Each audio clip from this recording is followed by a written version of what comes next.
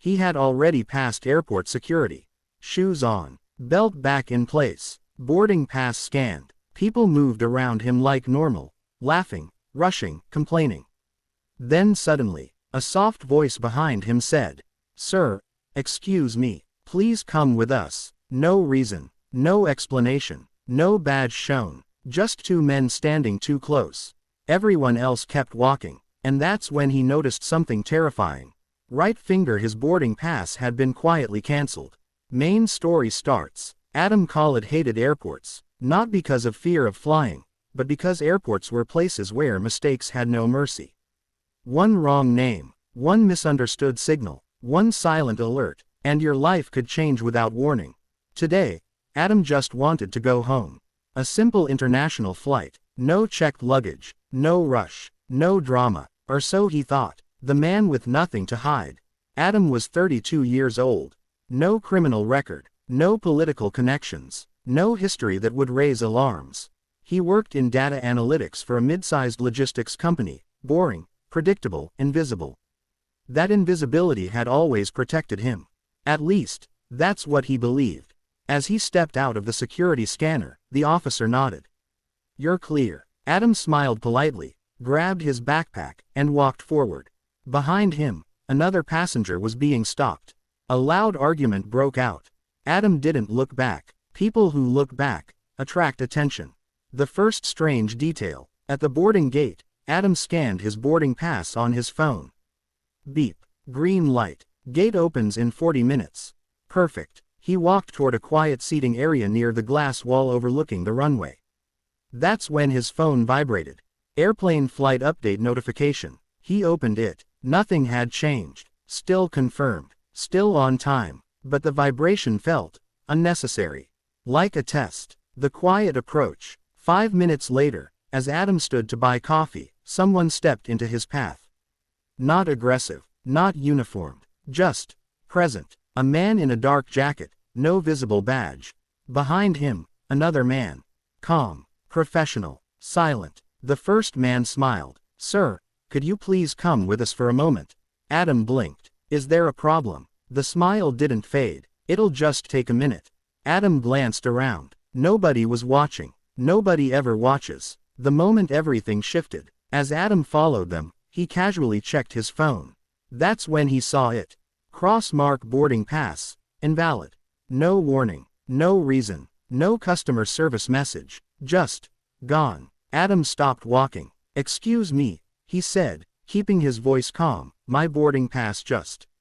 The man interrupted softly. "Yes, we know." That was the moment fear entered his body. Not panic. Not terror. Just a cold, controlled awareness. Right finger, these men already knew more than they should. The hallway without signs. They led Adam through a narrow corridor. No signs, no cameras visible. The noise of the airport faded behind them. Each step felt heavier. Adam tried to remember every detail. The man on the left limped slightly. The man on the right never blinked. No one asked for ID. No one explained anything. That silence was deliberate. Inside the small room, the door closed behind him. Click. No lock sound. Worse. A small room. Table. 2 chairs. A single light above. The man finally spoke. "Adam Khalid." Adam's heart skipped. "Yes. Do you know why you're here?" Adam shook his head. "No." The man nodded slowly. "That's good. The first question." "Tell me," the man said, folding his hands. "Have you ever received a message that wasn't meant for you?" Adam frowned. "No." The second man finally spoke, his voice lower. "Think carefully." Adam swallowed. His mind raced through emails, texts, data files. Then, something clicked. 3 months ago, a file, an attachment, sent by mistake. Adam felt his mouth go dry. The door opened slowly. Not suddenly, not loudly, as if whoever was on the other side didn't want to scare Adam. Only remind him that he wasn't alone. A woman stepped inside, late 30s, professional posture, no uniform, no visible weapon, but her eyes didn't search the room. They already knew everything. She placed a thin tablet on the table and sat down across from Adam. "Mr. Khalid," she said calmly. "You're not in trouble." Adam almost laughed. Everyone who ever said that was lying. The file. She tapped the tablet once. A document appeared on the screen. Adam's stomach dropped. It was the file. The one email. The one mistake. 3 months ago. An attachment that had landed in his inbox by accident. From an internal address that didn't belong to his company. He had opened it without thinking. That single click had quietly rewritten his future. What Adam saw that day. At first, the file looked boring. Rows of numbers, airport codes, time stamps, logistics data. Adam almost closed it. Almost. Then he noticed something impossible. Flights that never appeared on public schedules. Aircraft registered under companies that didn't exist. Cargo weights listed as non-declarable. And one repeated phrase hidden in the metadata. Secondary clearance protocol. Silent. Adam had stared at the screen for a long time. Not because he understood everything. But because his instincts screamed one thing. Right finger, this file was never meant to leave a secure system. Back in the room. You didn't report it, the woman said. Adam swallowed. I deleted it. She tilted her head slightly. No, you didn't. She swiped again. A log appeared. File accessed. Time recorded. Backup auto-saved. Adam's breath slowed. You analyzed it, she continued. You cross-referenced it with public aviation data. Adam said nothing, because denying it would be insulting. The real reason he was stopped. The man who hadn't blinked finally spoke. You weren't stopped because you're dangerous. Adam looked up. You were stopped, the man said. Because you're predictable. That made no sense. The woman leaned forward. People who panic make mistakes, she explained. People who run expose themselves. She paused. You did neither. Adam's voice came out low. So why now? The woman smiled faintly. Because today, you were leaving. The silent flights. She tapped the screen again. Satellite images appeared. Private aircraft. Remote runways. Airports that officially handled no traffic. These flights move people, she said. People who cannot exist on paper. Adam felt a chill. Witnesses? He asked. She didn't answer immediately. Which was an answer. The test Adam didn't know he was taking. The limping man spoke for the first time. We let the file reach you on purpose. Adam's head snapped up. What? You were part of a filtration process, he continued. Most people ignore anomalies. Some report them. Some leak them. He looked directly at Adam. You studied them. Adam felt anger rise. So this is a test. The woman shook her head. No, this was observation. She leaned back. And you passed. The truth about the callback. Adam laughed bitterly. Then why cancel my boarding pass? The woman's expression hardened. Because someone else flagged you this morning. Silence filled the room. Someone who doesn't belong to us, she added. Adam's pulse spiked. So someone else knows about the file. Yes, she said quietly. And unlike us, they don't want to talk to you. The choice. The tablet slid across the table toward Adam. 2 options appeared on the screen. Option 1. Board the next flight. Forget everything. Never open unexplained files again. Option 2. Stay. Answer questions. Disappear from public systems. Quietly. Adam stared at the screen. If I choose option 1, he asked, will I be safe? The woman met his eyes. No, she said honestly. But you'll be free, for a while.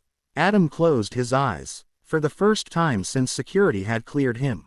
He understood the truth. Right finger passing airport security was never the danger. Right finger leaving without knowing the full truth was. He looked up. I want to know who flagged me. The woman smiled. Not kindly. Then, she said, you're already too deep. The light above flickered again. And somewhere outside the room, a plane took off without a single passenger listed on record. The room felt smaller now. Not because the walls moved, but because the truth was closing in. The woman stood and walked toward the door. Follow me, she said. Adam didn't hesitate. At some point, fear stops being useful. Curiosity takes over. The level below the airport. They didn't go back into the terminal. They went down, past a locked service corridor, past a door marked authorized personnel only, down a stairwell with no security cameras. The air changed. Cooler. Heavier. Older. This section was built before passenger aviation, the woman said. When airports were military assets, not shopping malls. Adam realized something terrifying. The safest place in the airport. Was the part no passenger ever saw. The name that flagged him. They entered a control room filled with dark screens. One of them turned on. A single name appeared. Flight passenger. Adam Khalid. Status. Secondary asset. Adam's throat tightened. I never booked this flight. The woman nodded. No, she said. You were booked. She typed one more command. A second name appeared beneath his. Primary asset. Elias Roth. Adam felt a strange familiarity. Who is that? The limping man answered. Someone who chose silence. The passenger WHO disappeared. Elias Roth had boarded a flight 6 months ago. Passed security. Cleared customs. Seat assigned. The plane landed. Elias didn't. No immigration record. No hotel check-in. No phone activity. He became something worse than dead. He became untraceable. Adam stared at the screen. And me. The woman met his eyes. You were flagged because Elias accessed the same file you did. Adam's blood ran cold. And he vanished. Yes, she said, after choosing to disappear. The real purpose of silent flights. Adam whispered. They're not transporting witnesses, are they? The woman didn't answer immediately. Then, they're transporting solutions. People too informed to live normally. Too valuable to eliminate. Engineers. Analysts. Observers. People who saw patterns others missed. Adam understood now. This wasn't about punishment. It was about containment. Why Adam was different. You didn't panic, the man said. You didn't leak. You didn't confront anyone. Adam nodded slowly. I waited. The woman smiled slightly. That's why Elias flagged you. Adam froze. He flagged me. Yes, she said. From wherever he is, he's allowed to recommend replacements. Adam's chest tightened. So this was never about stopping me from flying. The woman shook her head. It was about deciding which flight. The final option. They stopped in front of a heavy steel door. Behind it, a low hum vibrated through the floor. A plane engine. Not on the runway. Beneath it. Last choice, the woman said. Board a public flight, she continued. And live with the knowledge that someone else will be taken instead. She placed her hand on the door. Or board this one, and disappear with purpose. Adam asked the question he was afraid to ask. Does anyone ever come back? The woman answered truthfully. No. Adam took a deep breath. Then he asked something unexpected. Does Elias know this plane is leaving today? The woman paused. No. Adam smiled faintly. Then delay it. All three of them looked at him. You're not choosing disappearance, the man said. Adam shook his head. I'm choosing leverage. He reached into his pocket and pulled out his phone. I didn't just study the file, Adam said calmly. I rebuilt it. Silence. The silent flights, he continued, depend on one thing. No public correlation.